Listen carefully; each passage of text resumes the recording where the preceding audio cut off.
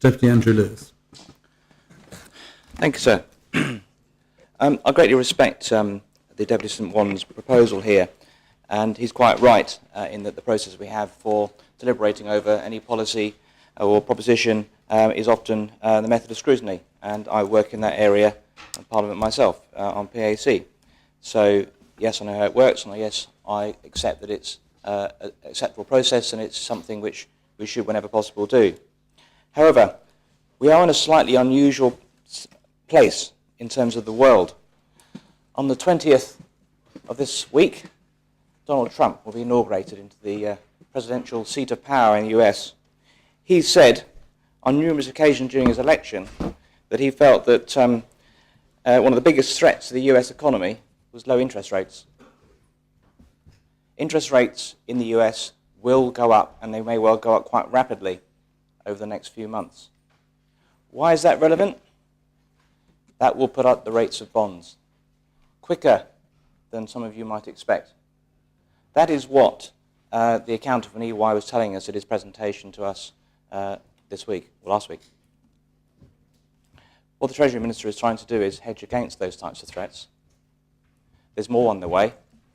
We've got several elections happening in Europe over the next few months. There will be a cry there where they've got some of the lowest interest rates in history, as we all know. The right may well get elected. They favour exactly the same principles as Trump. So their interest rates will go up. European bond rates will go up. If we don't take the advice of the advisors we have already, Fiscal Policy Panel, eminent advice from accountants, and hedge now, I think we could be in for a bigger shock than just the £150,000 that the Minister alluded to earlier, extrapolating up to 6 million, 8 million in the course of this bond. That might not sound very much, actually, when you say it over 40 years. But my prediction, if I was investing in bonds now, I'd be investing in them because I'd be getting a good return. But we're not. We're doing the opposite. We're going to take a bond at a cost.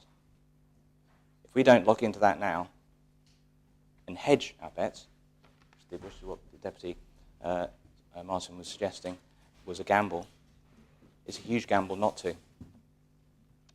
So I would urge members, as laudable as the proposition of Deputy St One's is, to abide by the principles of scrutiny, and he's quite right.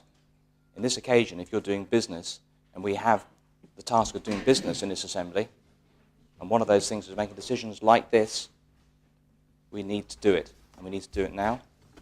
The advice is there. Scrutiny will go away and get further advice, and some of that advice will suggest the same. It may well come up with other advice, which is pertinent to this ultimate decision that we will make when we actually enact the bond. And there's time to change that, stall it, or even stop it if a scrutiny report came up with something so surprising and so damning to this whole idea of funding the hospital like this, that then it could be stopped. So as the Treasury Minister says, it's quite right that scrutiny should continue with this, produce their report. It may well find some useful information that is pertinent to delaying that bond being enacted.